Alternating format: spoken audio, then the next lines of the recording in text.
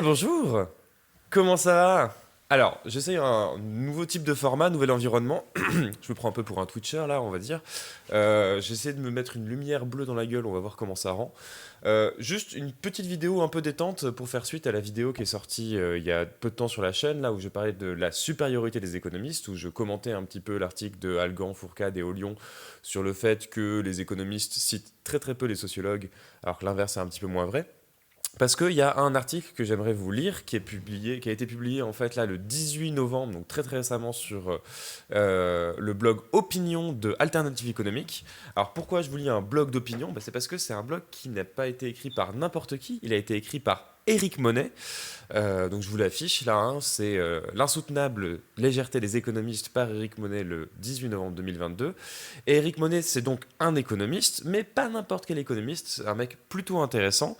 Déjà intéressant parce que en 2022, il a été le lauréat du prix du meilleur jeune économiste, donc qui est un prix fondé par Le Monde et le Cercle des économistes, qui récompense du coup des économistes qui jugent talentueux. Et Éric Monet, il a un autre avantage, c'est qu'il travaille à l'EHESS. Donc l'EHESS, en plus, j'en ai pas vraiment parlé dans ma dernière vidéo, c'est l'école des hautes études en sciences sociales, qui a quand même le gros avantage d'être une école pluridisciplinaire, qui favorise une approche conjointe entre plusieurs branches des sciences sociales, économie, sociologie, sciences politiques. Et du coup, Éric Monet, il est économiste, mais il a plutôt une casquette d'historien de l'économie. D'ailleurs, récemment, il a publié ce petit bouquin. Attends, j'essaie de faire le... Voilà. Donc la Banque Providence, démocratiser les banques centrales et la monnaie. Donc c'est un spécialiste de finance, d'économie monétaire, mais surtout du processus historique qui a mené à tout ça. Il s'intéresse notamment aux institutions, donc c'est un monsieur qui est très très intéressant. Et donc il y a une dizaine de jours, il a publié sur la partie opinion du très bon magazine Alternative économique un billet qui revient sur de nombreux problèmes en fait qui existent dans la science économique et dans la façon de faire de l'économie et en fait qui sont des choses qui complètent parfaitement la vidéo que j'ai fait dernièrement, qui va permettre d'aller même un petit peu plus loin. Donc je me proposais de vous en faire une lecture en essayant de commenter un petit peu quand ça s'y prête. Mais l'article est assez long, donc déjà rien que faire une lecture, ce sera déjà pas mal. Et du coup, ça permettra, voilà, dans un format un peu plus détendu, qui pour moi me demande aussi un peu moins de montage, mais qui, en termes d'apport au débat sur la dernière vidéo, ça permettra d'aller quand même un peu plus loin et de creuser grandement le sujet. Voilà, je vous propose qu'on traîne pas plus que ça. C'est parti pour ce petit numéro hors série, générique.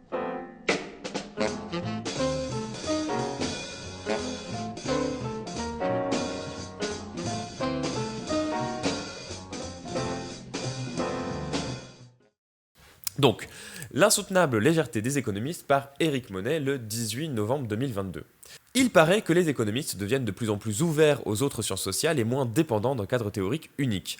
La preuve en serait le tournant empirique que connaîtrait actuellement la discipline, la rendant plus proche des données et des comportements économiques et sociaux. Il est toujours difficile de prendre position face à de tels discours généraux qui se focalisent sur certains économistes les plus en vue plutôt qu'ils ne reflètent la diversité et les nuances d'une grande partie de la recherche. C'est sûr que si on regarde uniquement les publications de Thomas Piketty, on passe un petit peu en silence une bonne partie de la production économique. Si on s'attache toutefois aux publications qui constituent la norme dominante aujourd'hui en économie, ce qui est d'autant plus pertinent dans une discipline connue pour fonctionner de manière beaucoup plus hiérarchique qu'aucune autre, ça on l'a vu dans la précédente vidéo, hein, il est permis de douter de la réalité d'une telle ouverture. Et certains exemples récents ne font que le confirmer, comme nous le verrons. Le tournant empirique. Aucune nouveauté dans le fait que les économistes s'aventurent sur des terrains qui sont habituellement l'objet d'autres disciplines et spécialités. La question est de savoir si cela se fait dans un dialogue avec les autres savoirs, et donc en reconnaissant les limites des méthodes de l'économie, ou si l'aventure prend en réalité la forme de l'impérialisme avec la conviction que la méthode des économistes est toujours supérieure.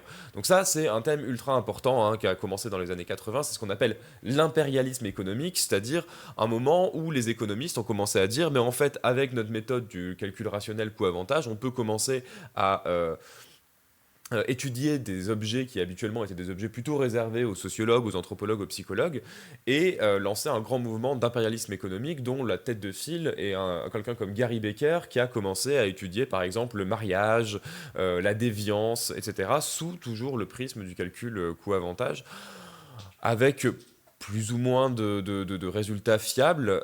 J'en parle d'ailleurs un petit peu dans mon bouquin, pour ceux qui sont intéressés justement dans le chapitre où on en vient à parler de déviance. Alors, on reprend. Dans les années 1980-1990, l'impérialisme économique, parfois revendiqué ouvertement, imposait la perspective de l'individu rationnel, maximisateur de profit à tous les sujets, le vote, la famille, la santé. Et justement, j'avais fait une vidéo sur le sujet sur le vote. Aujourd'hui, une grande partie des économistes ont laissé de côté les hypothèses sous-jacentes à ce paradigme. Ce qui fait l'unité de la discipline aujourd'hui est plutôt l'identification causale, c'est-à-dire un ensemble de méthodes statistiques qui permettent d'estimer les liens de cause à effet entre un facteur quelconque et des résultats économiques. Dans cette perspective, la démarche scientifique vise à reproduire in vivo l'expérience de laboratoire, où l'on peut distinguer aisément la différence de résultats entre un groupe auquel on administre un traitement et un groupe semblable qui n'est quant à lui pas affecté. Donc ça, c'est vrai que c'est assez nouveau dans la méthode économique. Ça a commencé un petit peu avec ce qu'on appelait l'économie expérimentale, où on a commencé à faire des tests en laboratoire, en faisant des petites expériences. On a testé par exemple l'effet de la testostérone. Ah bah oui, effectivement, on regarde que les personnes qui ont un niveau plus élevé de testostérone, ils ont tendance à avoir des attitudes plus risquées aussi sur le plan économique, en finance par exemple, etc. Donc plein de petits résultats comme ça, mais qui peuvent être difficilement généralisables. Et là, un des grands changements qu'a vu la méthode, c'est d'appliquer un petit peu les méthodes qu'on voit en médecine, donc avec un groupe A, un groupe B, on met un peu comme si on avait un groupe témoin à qui on donne un placebo, et un groupe test dans lequel on fait par exemple une politique économique, et on va tester l'efficacité d'une politique économique. Oui, le chat, tu me laisses parler un petit peu? Viens dire bonjour au moins. Et typiquement, ça, c'est en France, c'est Esther Duflo, l'économiste Esther Duflo, qui est la porte-étendard de ce type de méthode et qui a été largement avalisée parce que elle est lauréate du prix Nobel d'économie d'il y a 2 ans maintenant. Et elle a été reçue sur France Culture d'ailleurs il y a une semaine pour parler justement. Elle est spécialiste de la pauvreté et de comment on met en place une politique efficace pour réduire la pauvreté. Et elle utilise vraiment du coup des méthodes d'évaluation des politiques économiques qui sont issus de la médecine pour essayer de prouver du coup une implication causale entre c'est bien cette politique économique qui a permis de créer ce résultat-là et d'être la plus efficace. Par exemple, si on donne les moustiquaires gratuitement plutôt que si on les fait payer même un prix très modique, c'est beaucoup plus efficace pour lutter contre le paludisme, etc., etc. Je reprends. Les outils statistiques permettraient aux économistes d'appliquer cette méthode en dehors du laboratoire, y compris à l'histoire et à tout autre sujet. Et c'est ça le problème, c'est quand on ne fait pas des vraies expériences, mais qu'on commence à regarder dans l'histoire, sans méthode. Là encore, il faudrait considérablement nuancer ce constat, mais il ne me semble pas aberrant de dire que si, pour comprendre les canons de la discipline, tout économiste devait auparavant au moins maîtriser les bases du calcul rationnel, il s'agit surtout aujourd'hui de maîtriser les bases de l'identification économétrique, variable instrumentale et méthode des différences de différence en particulier. Oui, donc la méthode des différences de différence, c'est ce qu'on appelle aussi la méthode des doubles différences, qui est justement ce que je vous expliquais tout à l'heure sur le fait d'essayer de faire varier un seul facteur et du coup de réussir à prouver que c'est bien ce qu'on a fait varier qui donc produit l'effet causal de, par exemple, la politique économique qu'on est en train de tester. Si les canons de la discipline ont changé, les rapports de l'économie dominante aux autres disciplines n'ont quant à eux pas évolué. Certains économistes se considéraient supérieurs auparavant car ils pensaient que seuls les modèles formels d'individus rationnels pouvaient expliquer les comportements de manière scientifique, les autres explications tenant de l'évaluation subjective et non rigoureuse.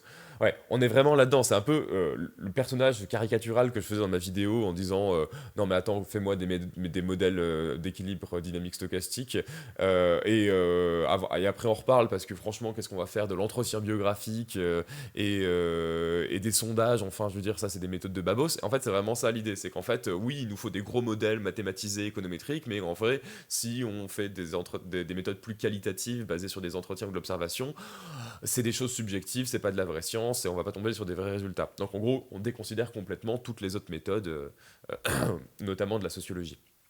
Aujourd'hui, les mêmes se considèrent comme supérieurs car ils pensent que les autres sciences sociales, ou toute autre science plus généralement, n'ont pas les outils adéquats pour parler de causalité. Tout le reste n'est donc qu'anecdote, subjectivité, cas particulier sans généralisation possible ou corrélation trompeuse, pour reprendre les mots que les économistes affectionnent pour décrier les autres disciplines. C'est exactement ce que je vous disais.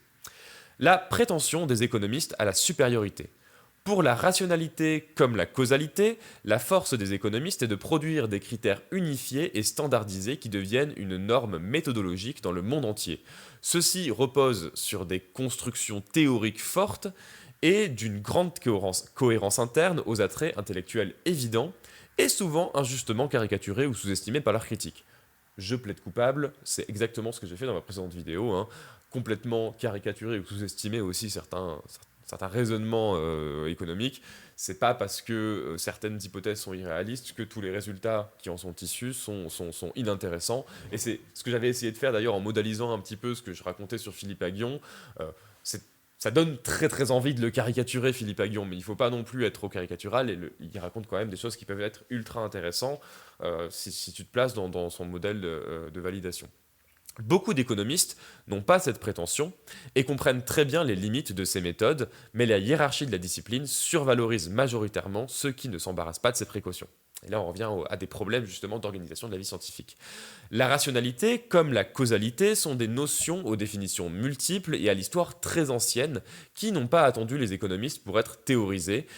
Les logiciens et philosophes des sciences ne cessent de nous le rappeler. Mais les économistes, dans les deux cas, prétendent avoir inventé la seule qui vaille. Ainsi, ce fameux tournant empirique actuel de l'économie, avec de plus en plus d'études utilisant des données statistiques, ne gomme pour l'instant aucunement le sentiment de supériorité vis-à-vis des autres disciplines. Les mécanismes bien connus et décrits notamment par Marion Fourcade, Étienne Ollion et Yann Algan dans l'article The Superiority of Economists, donc c'est précisément l'article qu'on a discuté dans la précédente vidéo, ou plus récemment par Béatrice Chérier dans un texte sur les rapports de domination, et les récents scandales d'harcèlement sexuel demeurent à l'œuvre. Je ne connaissais pas les travaux de Béatrice Chérier, je suis allé regarder très rapidement, effectivement elle a l'air de montrer qu'il y a pas mal de documentation d'agressions sexistes dans les milieux économistes. Alors en vrai, c'est pas vraiment étonnant, hein, parce que, bon, pas vraiment étonnant déjà parce que le sexisme, il est partout, en sciences comme ailleurs, mais dans un milieu, comme on a montré dans la précédente vidéo, qui est organisé de façon extrêmement hiérarchisée, où on met en avant la compétition, des savoir-faire en plus, mathématiques qui sont montrés comme davantage masculins, donc un milieu en plus lui-même très masculin, c'est pas étonnant qu'il y ait une prévalence des agressions sexuelles plus forte peut-être que dans d'autres disciplines. D'ailleurs, au passage, je vais en profiter pour vous montrer une donnée que j'avais trouvée assez intéressante de l'article de Fourcade, Algan et Ollion, mais que j'avais pas vraiment réussi à trouver comment l'insérer dans la vidéo. C'est le taux, donc le pourcentage de thèses de doctorat qui sont passées par des femmes dans les différentes disciplines entre 1966 et 2011. Alors, comme on voit ici, bon, dans les années 60, sans trop de surprise, il y avait très peu de femmes qui avaient des thèses, quelle que soit la discipline, hein. Mais on regarde que ça a beaucoup évolué. Alors, on regarde en 2010, en psychologie, c'est majoritairement des femmes. 70% des thèses de psychologie soutenues le sont par des femmes. En sociologie, on est pas mal aussi. On est entre 55 et 60% des thèses en sociologie qui sont maintenues passées par des femmes, alors que regardez, on voit qu'en sciences économiques, on est très très bas, hein. On est à moins de 30%, je dirais 28% à peu près, des thèses d'économie qui sont soutenues par des femmes. En fait, on est très très proche de la physique, et en fait, la physique, c'est une des sciences en fait les moins féminisées qui existent, parce qu'il y a beaucoup de stéréotypes qui pèsent aussi sur la physique, donc on voit que l'économie a toujours essayé de prouver que c'est une vraie science, qui utilise des vraies méthodes scientifiques en prenant exemple notamment sur la physique. Et on voit qu'en fait, cette prise d'exemple, elle se retrouve aussi même dans le public qui fait ce genre de formation, puisqu'on a très peu de femmes, finalement, qui passent des tests d'économie. Et ce qui peut être évidemment un signe du type de valeurs qui peuvent circuler, et donc ne devrait pas rendre très très étonnant les accusations de sexisme qui pourraient avoir pesé sur ce milieu-là. Je reprends. Les économistes citent rarement les autres disciplines, et même quand ils le font, ils ne semblent pas les lire, hein, c'est ce qu'on a vu dans la précédente vidéo. Quand ils les lisent, c'est pour y puiser des données ou des exemples hors contexte, capables d'illustrer leur thèse plutôt que pour comprendre l'intérêt d'une démarche scientifique qui ne pose pas les mêmes questions et utilise d'autres méthodes aux critères scientifiques différents mais non moins rigoureux. Une des conséquences est la survalorisation de certains critères scientifiques par ailleurs effectivement importants, qui contrastent avec la négligence d'autres pourtant essentiels à toute démarche prétendant faire science. Ce travers se manifeste particulièrement lorsque les économistes s'aventurent sur les terrains dont ils ne sont pas familiers, et c'est pourquoi le rapport de l'économie aux autres disciplines est particulièrement révélateur de ces problèmes structurels. Ce long préambule n'avait pour seul but que d'expliquer comment la discipline économique peut à la fois porter très haut des revendications à la supériorité scientifique, tout en produisant certaines aberrations qui ne pourront qu'étonner les personnes non familières de la recherche en économie. Venons-en donc à ces aberrations. Ah oui, parce que tout ça, ce qu'on lisait depuis tout à l'heure, c'était juste l'introduction, donc on est parti pour le fond du propos. Et bien on est parti. Des chiffres bidons de population. Un exemple récent illustre particulièrement bien, selon moi, les problèmes de l'économie aujourd'hui. Des historiens avaient depuis une dizaine d'années alerté à plusieurs reprises sur l'utilisation de fausses données historiques de population par des économistes dont les travaux font pourtant référence et se situent au sommet de la pyramide hiérarchique que la profession affectionne. Publication dans les meilleures revues dites Top 5, milliers de citations, postes de professeurs dans les universités prestigieuses aux États-Unis, en particulier Harvard et MIT. Un article de Timothy Guinan, apparaître dans le Journal of Economic History, fait enfin le point sur ces erreurs et montre de manière systématique l'ampleur du problème. Alors on peut jeter un petit coup d'œil à l'article We do not know the population of every country in the world for the past 2000 years. Donc voilà, le titre de l'article c'est On ne connaît pas la population de chaque pays dans le monde pour les 2 derniers millénaires. Et justement, donc c'est important parce qu'il va revenir sur le fait que les économistes parfois utilisent ces données-là alors qu'il n'y a aucune fiabilité là-dessus. On y revient. L'affaire n'est pas bénigne, car elle ne concerne pas des erreurs marginales et reconnues par les auteurs, oublis temporaires, différences d'interprétation ou de controverses scientifiques qui sont la normalité du processus scientifique. Rappelons en effet, s'il est besoin, que l'erreur fait partie de la science et la reconnaissance de l'erreur est un élément fondamental de la recherche scientifique. Il n'y a pas de chercheur qui ne se soit jamais trompé. Et ça, c'est très important de l'avoir en tête. Le problème, c'est pas tant de faire des erreurs que de rester sur ces erreurs, de ne pas reconnaître ces erreurs, de ne pas confronter les différentes les interprétations sur un même jeu de données, ou de ne pas retirer un article dont on aurait prouvé la démarche fautive. Mais ce n'est pas de cela dont il s'agit ici. Le problème concerne l'utilisation, dans plusieurs articles d'économie devenus très influents, de données historiques qui ne reposent sur aucune, sinon l'invention des auteurs. Ces articles appartiennent tous à un courant de recherche particulièrement populaire qui vise à appliquer la démarche d'identification causale, similaire à l'expérience de laboratoire, à l'évolution économique sur plusieurs siècles et à travers tous les continents. Donc, un peu comme si on essayait de faire la méthode des doubles différences en regardant l'effet d'une politique économique sur 2 populations équivalentes, sauf qu'au lieu de faire vraiment l'expérience, on la reconstitue à partir de données historiques. Le problème, c'est que si les données historiques sont fausses, voilà. Et à travers tous les continents, à des sujets aussi divers que les effets de la religion, de la transition démographique, le colonialisme, l'esclavage ou les institutions politiques sur l'économie.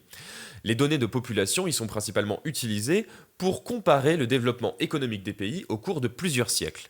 Les données utilisées par les économistes sont tirées d'un livre publié en 1978, alors déjà, quand ça commence à faire 40 ans que tes données sont là, par Colin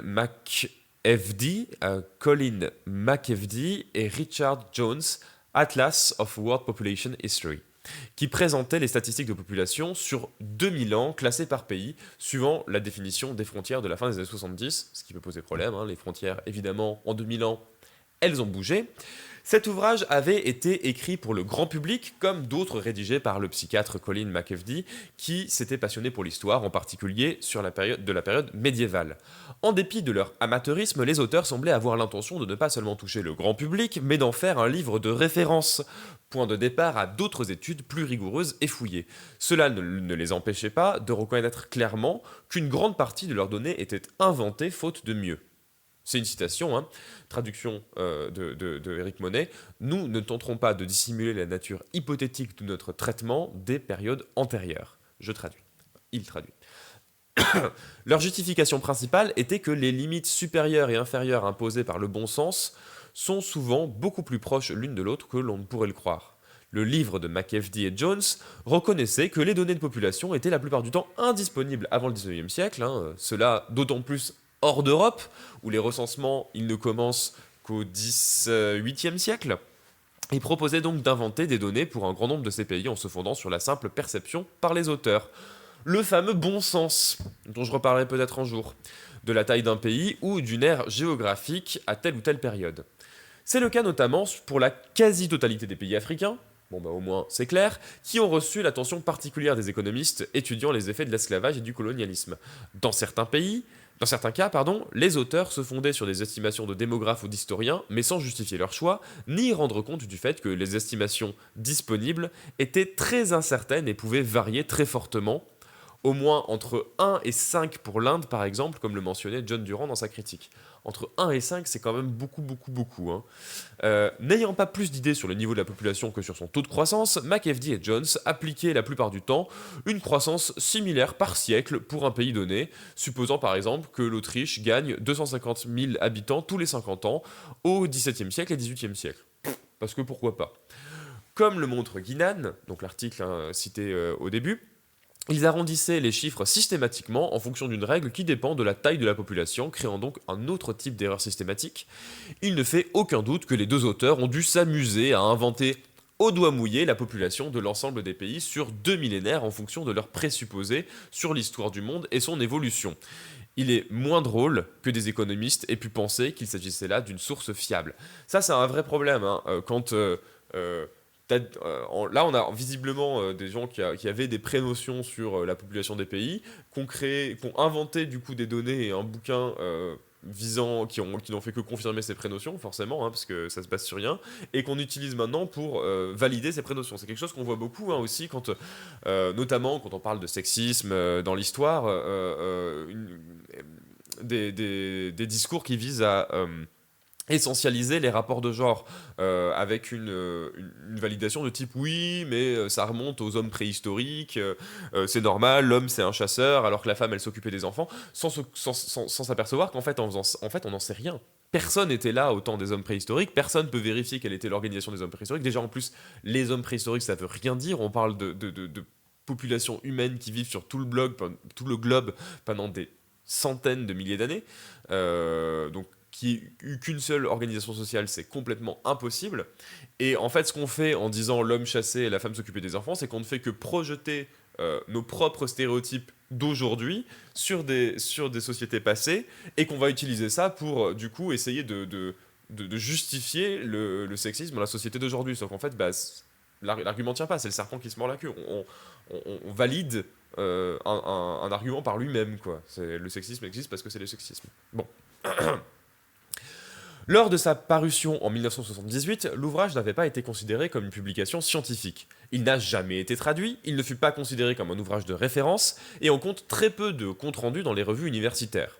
Les quelques-unes que l'on peut trouver sont très critiques et témoignent de l'embarras des spécialistes face à des données dont il est strictement impossible d'évaluer le degré d'approximation ou d'invention.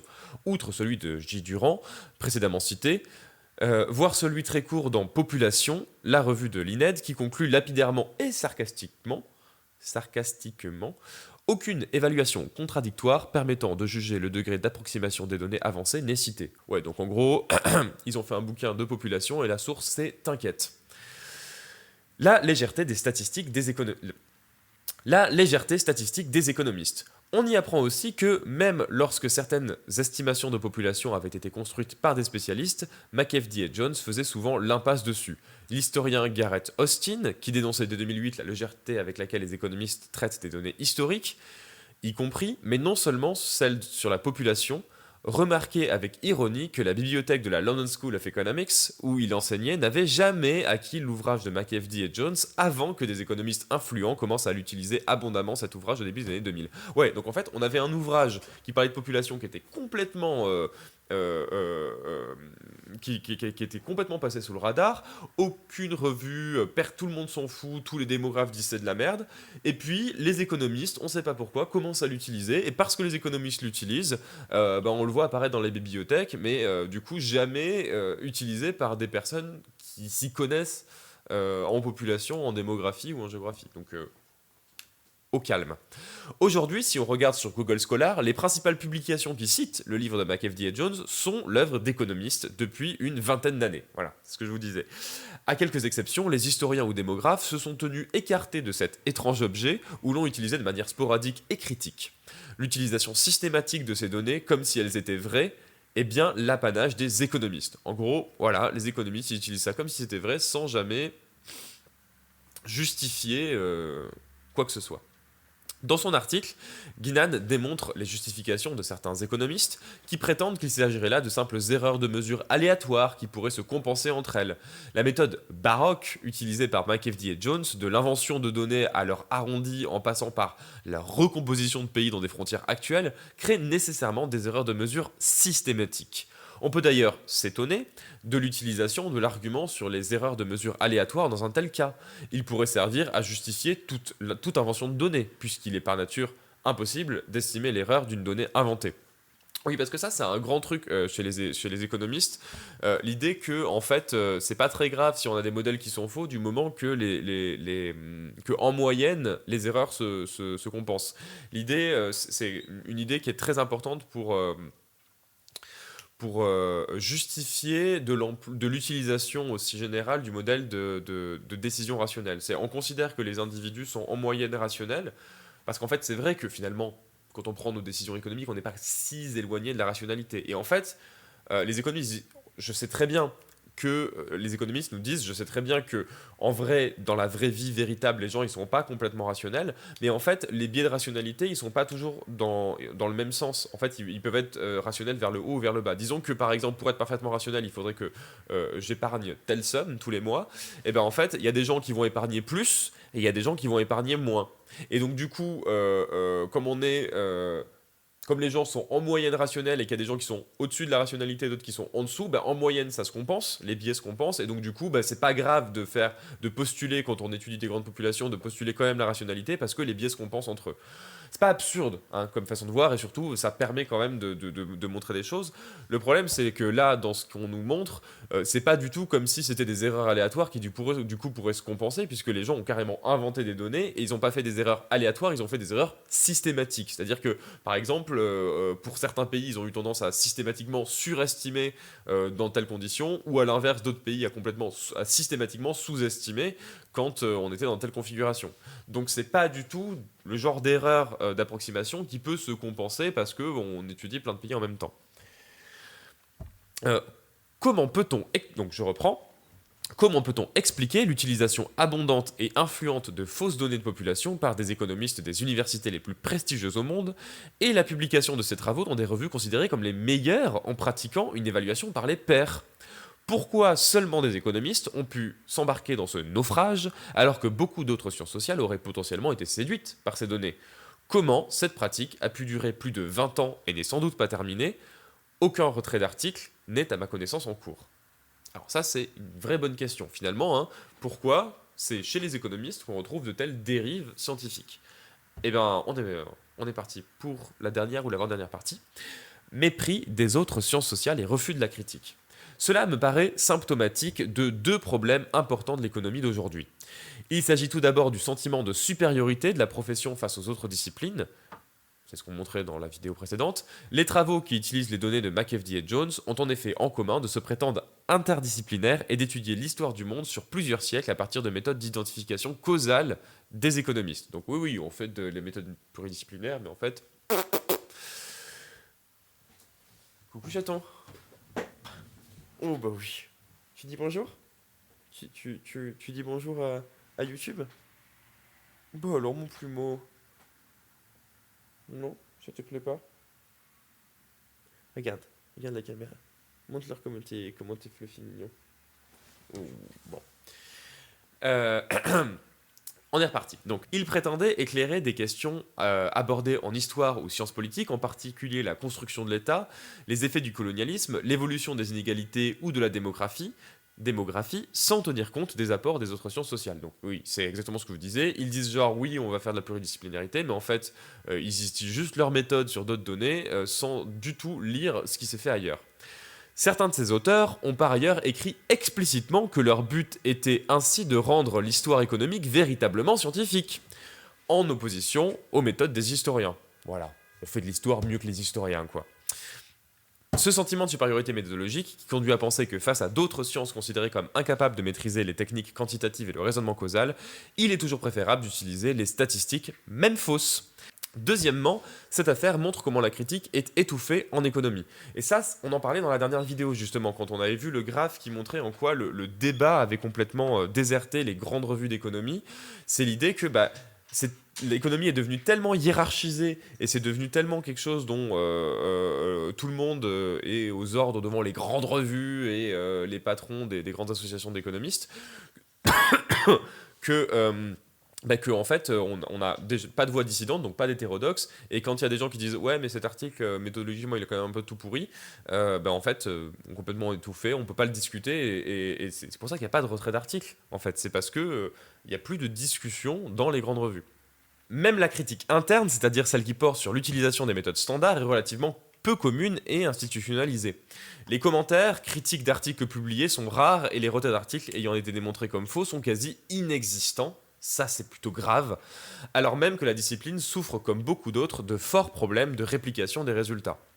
Oui, d'ailleurs, à ce propos, je vous conseille une vidéo ultra intéressante de Science Étonnante qui avait discuté justement de ça, d'un article ultra célèbre en économie de Reinhardt et Rogoff, qui avait montré avec leurs données que donc l'argument c'était que en gros c'est un article qui visait à montrer que la dette publique c'est pas bien et qui montrait qu'il y avait une corrélation très forte entre le taux d'endettement des pays et le taux de croissance, une corrélation négative, ce qui fait que les pays qui étaient les plus endettés avaient des taux de croissance plus faibles, et surtout qu'il y avait un effet de seuil très très fort, dans le sens où à partir du moment où on dépassait 90% de dette publique, 90% du PIB en dette publique, on commençait à avoir des effets délétères sur la croissance. Et cet article, il a été beaucoup cité, publié dans une grande revue prestigieuse. Il a eu énormément d'effets politiques, c'est-à-dire que il y a plein de politiques économiques qui se sont lancées à la suite de cet article-là en disant ah ben en fait la dette publique c'est pas bien, il faut surtout pas dépasser le seuil fatidique des 90% de dette sur PIB. Et en fait on s'est aperçu plus tard que les données de l'article étaient complètement bidonnées. C'est-à-dire qu'en fait quand on a essayé de répliquer les résultats, il y a en fait, on n'arrivait pas à retrouver les mêmes résultats, et en fait, on s'est aperçu qu'ils ont fait des erreurs de manipulation de débutants sur Excel, à pas sélectionner la moitié des données ou à faire des regroupements qui n'avaient pas de sens, et qu'en fait, l'article est juste faux. Et que quand on recalcule les données, non seulement on voit que le lien entre faible croissance et dette sur PIB, il n'est pas si fort que ça, et surtout qu'il n'y a pas du tout d'effet de seuil.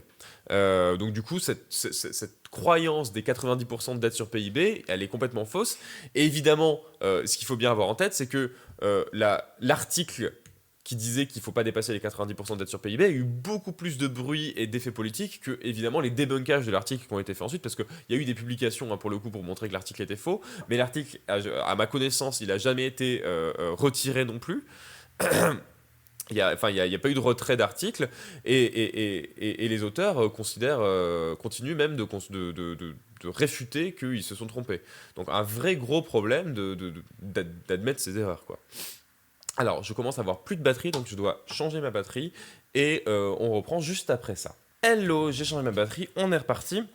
Donc tout ça pour vous dire, oui, à propos des articles économiques qui sont pas retirés, même quand il y a des preuves évidentes que les données sont complètement bidonnées, allez voir la vidéo de Science Étonnante sur le sujet. Pour le coup, elle est vraiment très bien faite pour un physicien, j'ai envie de dire. Chaton, tu es chiant. Les chatons, c'est mignon, mais c'est un peu chiant quand même quand ça fait du bruit. On est reparti. La contestation des méthodes des économistes à partir du point de vue des autres disciplines est quant à elle presque systématiquement écartée. Outre Gareth Austin, cité précédemment, plusieurs autres historiens, ou même économistes, ont rapidement alerté les économistes sur les aberrations des données de McAfee et Jones, comme nous le rappelle Guinan. Ce n'est pas un cas isolé, et on peut même dire que le fait de ne pas se confronter à des critiques externes est la norme. C'est ainsi par exemple que les paradigmes différents continuent d'exister, toutefois de moins en moins, mais sans que le paradigme dominant se confronte aux autres. Les critiques des autres disciplines les critiques des autres disciplines ne sont pas mieux prises en compte. Et cela n'est pas réservé aux sciences sociales. Les critiques des biologistes, voire ici et là, donc là il met des liens, vous irez voir si vous voulez, ou des anthropologues vis-à-vis des récents arguments génétiques fallacieux de certains économistes n'ont pas empêché ceux-ci de se répandre au sein de la discipline. Un article de Arshaf et Galor publié dans American Economic Review en 2013, particulièrement incriminé, réussit l'exploit de combiner des données génétiques douteuses aux statistiques de population McAfee et Jones. C'est un bingo! Un autre exemple malheureusement bien connu concerne les nombreuses critiques adressées par des juristes et des historiens à des études très influentes d'économistes portant sur les effets des régimes juridiques sur le développement économique et financier au cours de l'histoire. Les thèses des économistes ont beau être démenties par les faits et par les spécialistes des autres disciplines, les économistes portant ces thèses ne connaissant ni droit ni l'histoire, elles continuent d'être présentées comme vraies par ces derniers, comme si les critiques n'existaient pas et qu'il n'était pas nécessaire de s'y confronter. C'est exactement ce que je vous disais pour l'article de Reinhard et Rogoff. C'est-à-dire que même si on a prouvé que les données étaient bidonnées et que rien n'allait dans cet article, ils continuent à le défendre et ils n'ont pas retiré de la revue économique. Des pratiques éloignées de la rigueur scientifique. Une des conséquences de ces problèmes, que montre bien l'utilisation des données de McAfee et Jones, est qu'on incite aujourd'hui les chercheurs à formuler de grandes thèses démontrant la supériorité méthodologique des économistes à partir d'identifications causales, plutôt que de fournir un travail rigoureux et apparemment plus modeste sur les données. Comme le rappelle Guinan, un énorme travail reste à effectuer et est impossible pour reconstruire des données de population plus fiables pour certains pays. Mais ce type de recherche est actuellement beaucoup moins valorisé. Il semble préférable pour faire carrière de montrer ses muscles méthodologiques et d'ignorer les critiques et ses erreurs.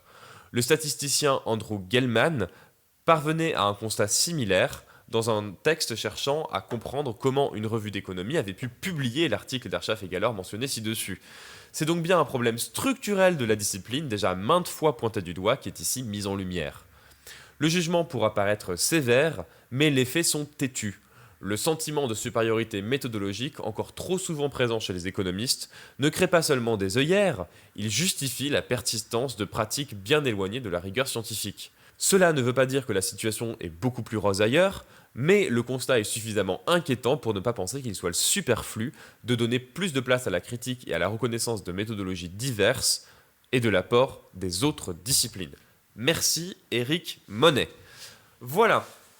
Donc un article assez long quand même, assez touffu, mais qui montre, qui a un assez bon complément à la vidéo qu'on avait fait précédemment sur la supériorité des économistes, c'est de montrer en quoi ce sentiment de supériorité sur les méthodes, il pose des vrais problèmes scientifiques parce qu'il amène les économistes à être trop sûrs d'eux et à pas se poser de questions, à se dire qu'ils sont tellement par nature, par l'utilisation de leurs méthodes, supérieures aux méthodes des historiens, des sociologues, des anthropologues, etc., qu'ils ne remettent pas leur propre méthode en cause, leur propre biais en cause, et ça ne leur vient même pas à l'idée qu'ils n'auraient pas la capacité eux-mêmes à juger de la pertinence scientifique d'un travail d'historien ou de sociologue qu'ils se réapproprieraient pour eux-mêmes. Et du coup, même quand on a des économistes qui enfin font des petites incursions dans d'autres disciplines pour citer les travaux, bah en fait, comme ils connaissent pas les autres méthodes et qu'ils sont pas capables